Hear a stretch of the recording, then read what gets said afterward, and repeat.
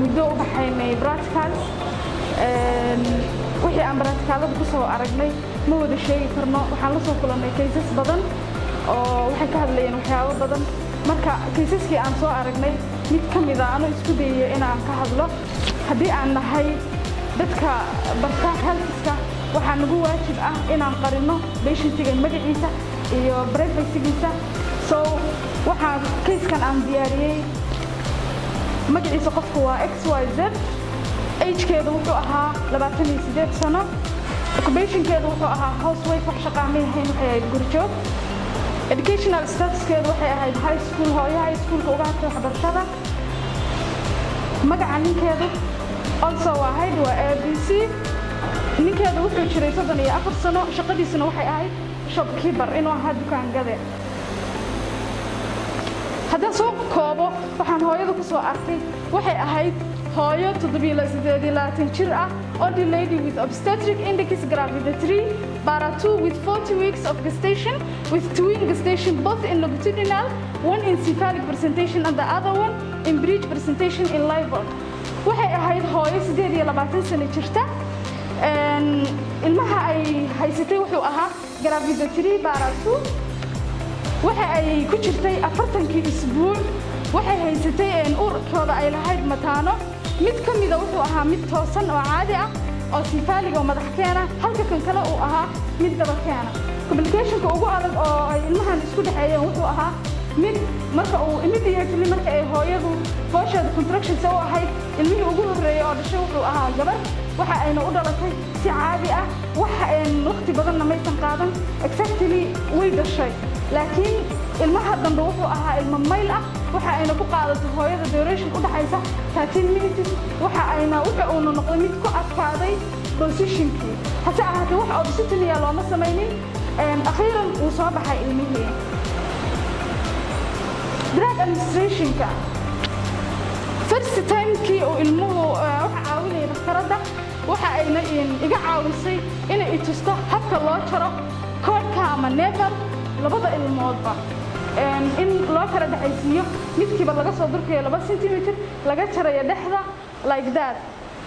also waxa aan siiyay labada ilmoodba vitamin K oo vitamin K waxa loo siiyaa ilmaha si uu ilmuhu u samaysmo blood clottingkiisa iyo xinjirowga dhiiggiisa iyo waxa sidoo kale waxaan u apply gareeyay labada ilmoodba inaan siiyay Tetracycline oo waxaan u siiyay si aan uga protector gareeyo inaysan ilmahaani gaarin wax infection ah sidoo kale ilmaha waxaan u sameeyay inaan tirtiray hagaajiyay maryo cusub ku duuduubay bacdeenna aanu ahaa qofka u geynayay familkooda sidoo kale hooyada waxa aan ku xiray ama aan siiyay finger infusion wuxuu ahaa case-kan aan hadda ka sheekeynayay twins cephalic ilma mid cephalic buu ahaa mid kalena wuxuu ahaa breech presentation wuxuu ahaa case-kii igu la yaabka badnaa ama aan soo arko practicalkii aan u bixi jirnay iyo waxyaalihii aan ka soo baranay waxa ka mid ahaa waxyaalihii aan ka soo bartay horta practicalka waxa isugu jiray laba qaybood oo kala ah inuu isugu jiray qofka inuu mar u baxdid health center inside inaad u baxdid iyo inaad u baxdid isbitaalada u baxdid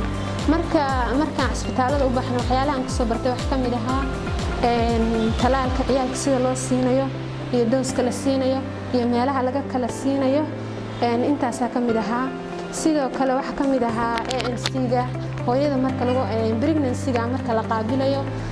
in hooyada la wareysanayo kadib magaceeda laga qorayo isbitaalada waxyaalaha aan ku soo aragnay wax ka mid ahaa sida daawooyinka bukaanka loo siinayo in mar walba lala soconayo qofka la jeegareynayo vital signs-kiisa iyo waxyaalahaas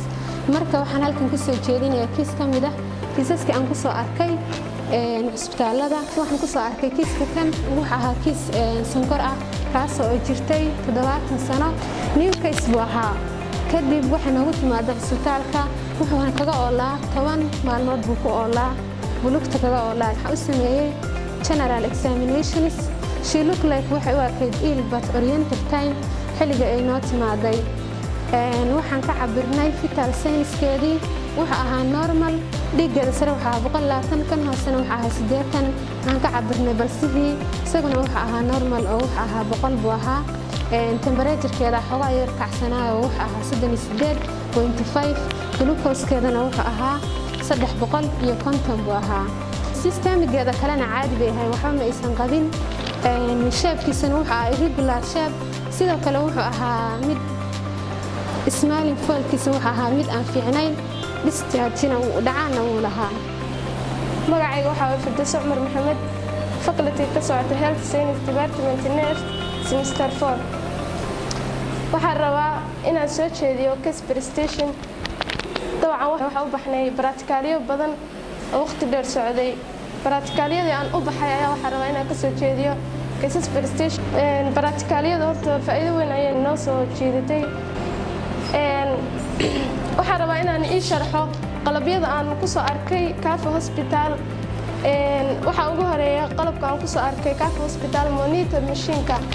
monitor machine horta waa qalabka lagu cabiro weeye, wuxuu cabiraa vital signs-ka sida blood pressure-ka, respiratory rate-ka, iyo pulse-ga iyo temperature-ka. sidoo kale waxaan ku soo arkay baraatikaalyada aan u soo baxay documentation ama faylka. faylka waxa weeye xogta patient-ga information-kiisa xogtiisa oo dhan ayaa hadda ku qoran warqadda faylka ayaa looga soconayaa iyo dawadiisa iyo xilliga la siinayo wax walba. insaan u jeedno faylka haddeer waxa ugu qoran date-ka ayaa ugu qoran daraaga magaciisa oo la siinayo, frequency intuu yahay iyo route-ka meesha laga siinayo iyo time-ka. maanta waxaan soo jeedinaynaa case presentation-kii aan ku soo aragnay waxyaalihii aan ku soo aragnay goobaha caafimaadka aan tegi jirnay. waxaan u bixi jirnay practical aan ku soo qaadan jirnay jaamacadda banaankeeda. bishii waxaan qaadan jirnay 15 cisho inaan ku soo qaadano xarumaha caafimaadka sida MCH-yada, cusbitaalada aan ku soo qaadano practical banaanka ah. 15 cishona aan qaadano xiisadahayaga. waxaan tagi jirnay dhul kala duwan, waxaan ku arki jirnay cases kala duwan, waxaan ku arki jirnay wajiyo kala duwan. runtii practicalka waxaan ka faa'iidnay wax aad u muhiim oo aad u badan. waxaan baranay sida dad loola macaamilo, waxaan baranay sida patient loola macaamilo, waxyaalo badan aanan aqoon baan baranay. bismillaah awalan assalaamu calaykum waraxmatullaahi wabarakaatuh. magacaygu waa Xaliin Maxamed Cabdi, waxaan ahay ardayad dhigata jaamacadda Sidcot, Faculty of Health Science Department of Midwifery Semester 4. waxaan halka ku soo jeedinayaa baraatikaaladii badnaa oo naloo diray. waxyaabihii aan ku soo aragnay ma soo koobi karo oo ma dhihi karo intaan soo arkay, laakiin waa isku dayayaa inaan wax ka soo qaato. case presentation-ka aan soo arkay wuxuu ahaa hypertension in pregnancy, hooyadu markay uurka leedahay dhiigkarka ku dhaca. demographic daatada qofka laga qorayo markii uu yimaado magaciisa, age-kiisa, telephone number-kiisa, sidoo kale meesha ay hooyadu ka timaaday, sidoo kale admission-ka waqtiga ee hooyadu meesha soo gashay, date-ka yani taariikhda iyo uurkeedu inta uu yahay.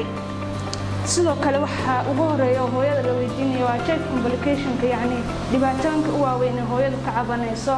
hooyada timaaday waxay ahayd hooyo uur leh 32 week caloosheedu tahay. sidoo kale waxay ka cabanaysay dhiigkar. waxyaabaha ay sheegatay dhibaatooyinka ay sheegatay waxay ahaayeen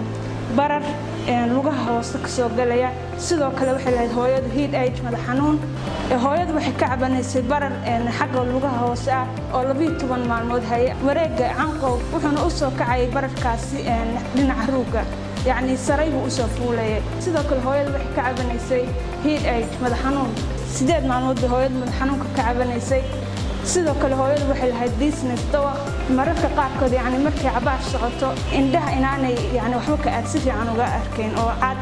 كليو. No abdominal pain and also associated symptoms. هوايد وح على الحنون أما يعني ما لهين على مدى الحريرة.